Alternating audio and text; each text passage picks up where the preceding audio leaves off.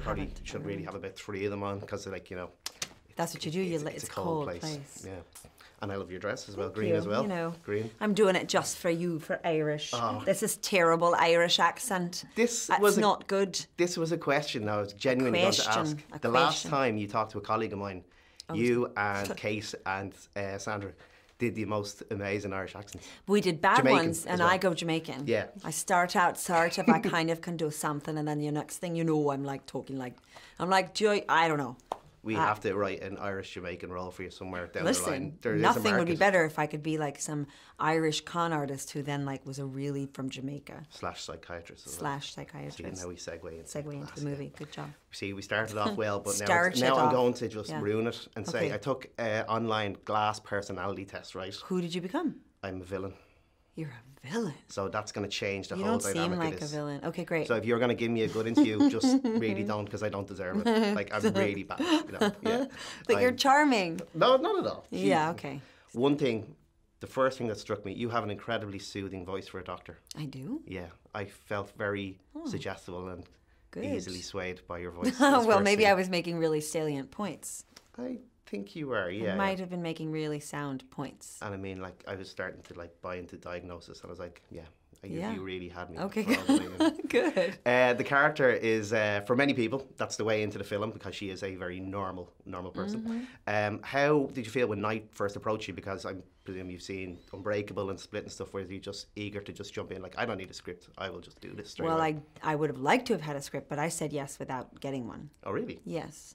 He was coming to Los Angeles. I guess he was meeting actors for the movie. I never actually asked him why he was there, but he was coming to town, and my agent called and said he was coming to town and he wanted to meet me, and I was shooting The Post and American Horror Story Cult at the same time, and so I was not going to be there when he was going to be there, except for one afternoon where I was working. So anyway, he came to my trailer on the set of American Horror Story. I lit a very sad candle in my really, really bad, like 70s shag carpet trailer that was like, it's not cute, the little metal boxes they put us in when we're working. It's not really attractive, but I hosted him there for my lunch break, and he told me a little bit about the movie, but very little, and didn't even exactly tell me anything about the character, and also walked out saying, I can't promise you I'm giving you this job. And I was like, sweet, this was a great, this was a great, I'm so glad we had this time together. And then we exchanged phone numbers, and 2 weeks later he sent me a text saying, or a week later saying, I'm still thinking, I don't want you to think I've forgotten, which was very nice, because a lot of times you'll meet on something and never hear anything, But so he said, I'm still thinking about you. I'm not 100% ready to do this yet. I still don't know.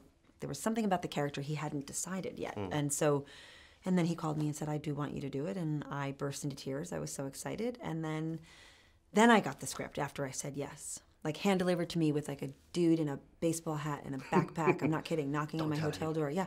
And they're like, Were you just tempted to go to the last page and just see? no, like, I didn't do that. I'd be but so tempted. I was tempted, but I didn't do that.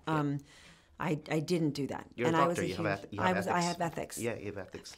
Director, actor, confidentiality. Director. That's a thing, right? Totally. The character makes their line in the films, or says a line in the film, that it's kind of a burgeoning trend. These normal people think that they're superheroes, and you know there's a field of research that's developing. Not to give too much away, but would you care to maybe revisit the character, maybe in like sequels or like prequels or any sort of tangential storylines? Oh my goodness, yes, because it would mean I would get to work with Knight again, and that would be really. I mean, once you do that, you know you get to. I've been very lucky, and I've worked with a lot of wonderful directors, and every once in a while you work with a person for whom you have a particular sensibility that is the same, and so I just really trusted him, and I don't do that very easily, and so it was a really wonderful working experience. Well, I was honest. I said you shouldn't trust me from the beginning, well, at least. So that wasn't hard because I don't trust anyone. Looking anyway. forward, extremely excited to see that you're playing the best villain in the history of cinema, Nurse Ratched. Yes, I am. I want my genuine favourite. Can you give me like a death stare? No. That's a spoiler, probably, if it goes there. Because it's interesting. Knight pitched this as kind of One Flew Over the Cuckoo's Nest. Yes, I heard that. And Someone it's just a else weird said that. synergy. Yes, it is funny, although, you know, Nurse Ratched has a bit more of, I think, a true darkness in her. Dr. Staple isn't. That's not what's ticking in there. Very unlike yourself, Sarah, Very. who after chatting to you, I can say you're absolute delight. I'm a delight. Delight. But I want to do it now I'm going Jamaican quickly. It's such an easy segue. I don't know that it is. I mean, I don't think it's a common thing, but I don't. For some reason, that's what when happens. I see you again, I do really a not hope, good Irish accent, and then it goes into Jamaican. when I see you again, I really hope it's for this Irish Jamaican Irish psychiatrist. We can just throw Throw words. words around. I don't know how to end I this don't know interview, how to but end it's this such a interview. pleasure to meet you again. Thank you.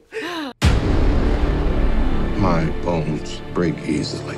I've had 94 breaks in my life. But you have an extraordinary IQ. This is not a cartoon. This is the real world. No way. And yet, some of us still don't die with bullets. Some of us can still bend steel. I've been waiting for the world to see that we exist. May I meet the beast? I hope for your sake that he likes you. That sounds like the bad guys teaming up. A lot of people are going to die. Don't do this. Are you ready?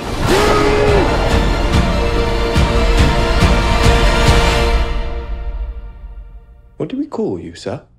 First name, Mr. Last name,